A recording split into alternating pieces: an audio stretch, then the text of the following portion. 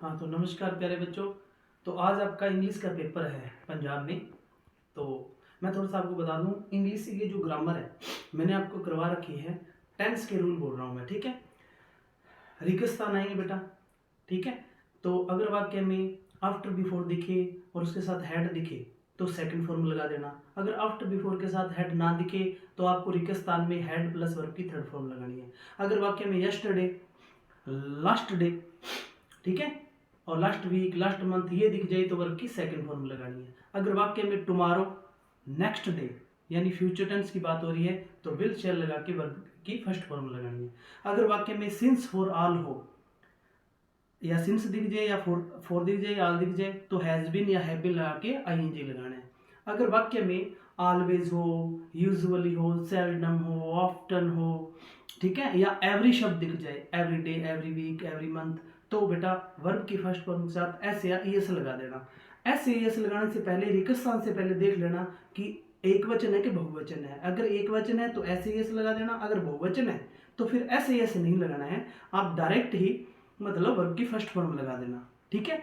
अगर वाक्य में व्हेन वाहिल दिख जाए और इसके साथ वाजवर लगा दिख जाए, ठीक है, तो वर्ब की सेकंड फॉर्म लगानी है। अगर व्हेन वाहिल दिख जाए और इसके साथ कहीं पर भी वाजवर ना दिखे तो आपको रिक्त स्थान के अंदर वाजवर लगाना है और आईएनजी लगा देना। वर्ब वो जो ब्रेक्ट होगा ना उसमें हमेशा वर्ब की फर्स्ट फॉर्म ही होती है, ये ध्यान रखना। और रिक्त स्थान से तुरंत पहले अगर कोई मॉडल हो तो फर्स्ट फॉर्म लगा देना, यानी रिक्त स्थान आ जाए उससे तुरंत पहले अगर कोई मॉडल हो ना तो वो जो ब्रैकेट में होगी वो फर्स्ट फॉर्म में, वो फर्स्ट फॉर्म में लगा देना। ये टेंस के रूल थे बेटा, आप थोड़ा सा इनको सुन लेना। पेपर देने से पहले फ़ोन साथ में ले जाना वैसे, और आधा घंटा पहले सुन लेना। अब मैं रिपोर्टर्स की बात करता हूँ। सेड टू को आस्कड में कब बदलते हैं? अगर वाक्य के पीछे प्रश्नवाचक चिन्ह तो सेड टू को आस्कड में बदल देना और वाक्य इफ से जुड़ेगा।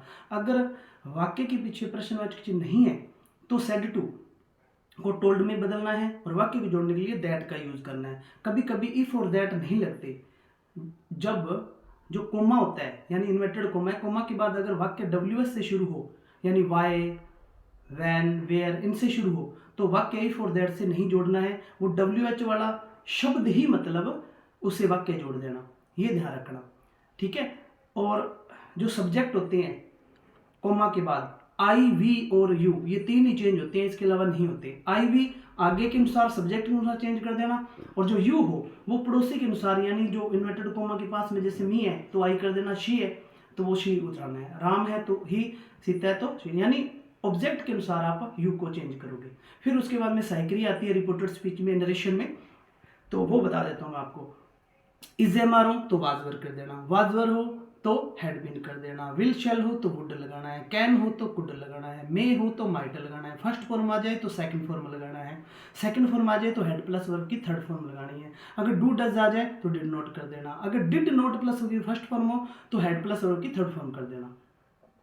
तो ये आप कर देना, बहुत ही आसान है। फिर वो समय बैक साइड में वो समय संबंधी परिवर्तन होते हैं बेटा, ठीक है। जैसे यस्टरडे आ गया रिपोर्टेड स्पीच नरेशन में लास्ट में, तो यस्टरडे आ जाए तो द प्रीवियस डेट करना है, ठीक है। और नेक्स्ट डे आ जाए तो द फॉलोइंग डे कर देना, ठीक है। तो ये छोटी छोटी है, जैसे दिस है तो दैट कर देना, टुडे है तो दैट डे कर देना, ठीक है ना। ये नॉर्मल कभी कभी आते हैं तो इनको चेंज कर देना। तो ये तो थे रिपोर्टेड स्पीच। बाकी नरेशन में ना दो इंपॉर्टेंट है, जैसे कोमा के बाद में अगर वाक्य प्लीज काइंडली से शुरू हो तो सेड टू को आप रिक्वेस्टेड में चेंज कर देना और वाक्य को टू से जोड़ के प्लीज काइंडली हटा देना। जैसे देखो, Ram said to me please help me, तो प्लीज आ गया ना तो सेड टू को रिक्वेस्टेड में बदल देना और वाक्य में टू लगा के प्लीज काइंडली को हटा देना। ऐसे ही एक डू नोट वाला मैंने आपको करवाया था, अगर कोमा के बाद में डू नोट से वाक्य शुरू हो तो सेड टू को फॉरवर्ड में बदलना है और डू नोट हटाना है, वाक्य को टू से जोड़ के सेम टू सेम लिख देना। ये रिपोर्टेड स्पीच बेटा रूल है। अब पैसिव वॉइस देखो, बोर्ड की तरफ देखिए। पैसिव वॉइस जब आप पैसिव वॉइस चेंज करोगे तो पता ही आपको, ऑब्जेक्ट को आप सब्जेक्ट बनाओगे, फिर हेल्पिंग वर्ब साइक्रिया लगाओगे, फिर हमेशा वर्ब की थर्ड फॉर्म लगेगी और इसके बाद बाई या टू लगता है, सब्जेक्ट को ऑब्जेक्ट बनाते हो। जैसे इधर ही है तो बाई हिम कर देना है, वो है रूल, कोई दिक्कत वाली बात नहीं है बेटा।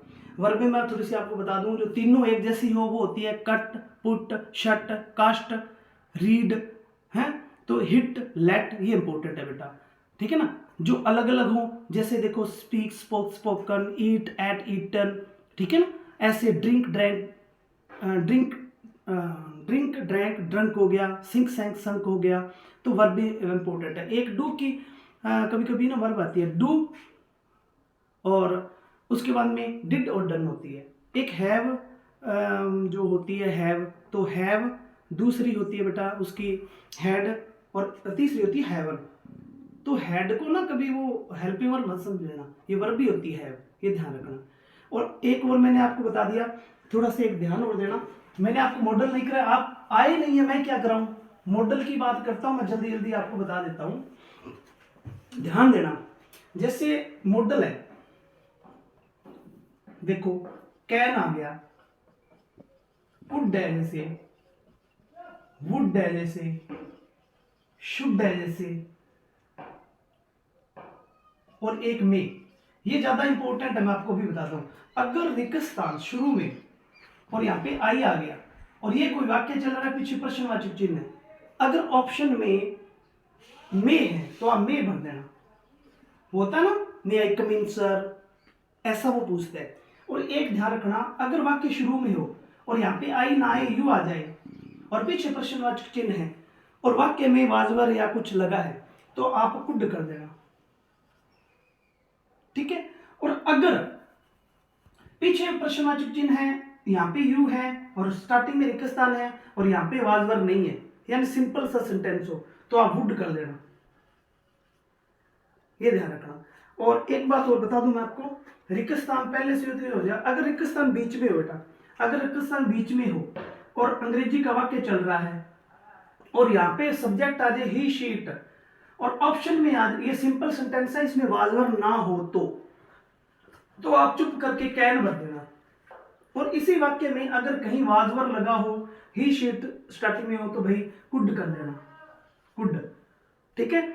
और अगर ये रिक्त स्थान है, यहाँ पे नोट आ गया जैसे, और ऑप्शन में मस्ट पड़ा है, तो आप मस्ट भर देना बेटा, ठीक है।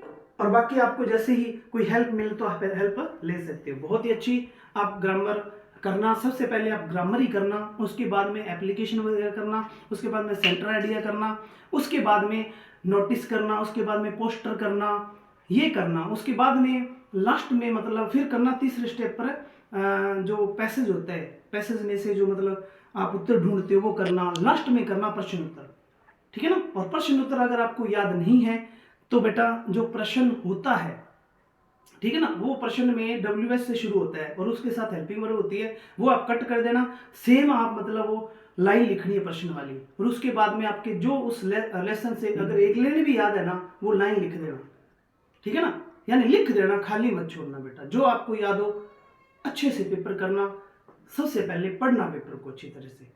तो ये वीडियो जरूर देखना ताकि आपको थोड़ी सी हेल्प मिल सके। धन्यवाद।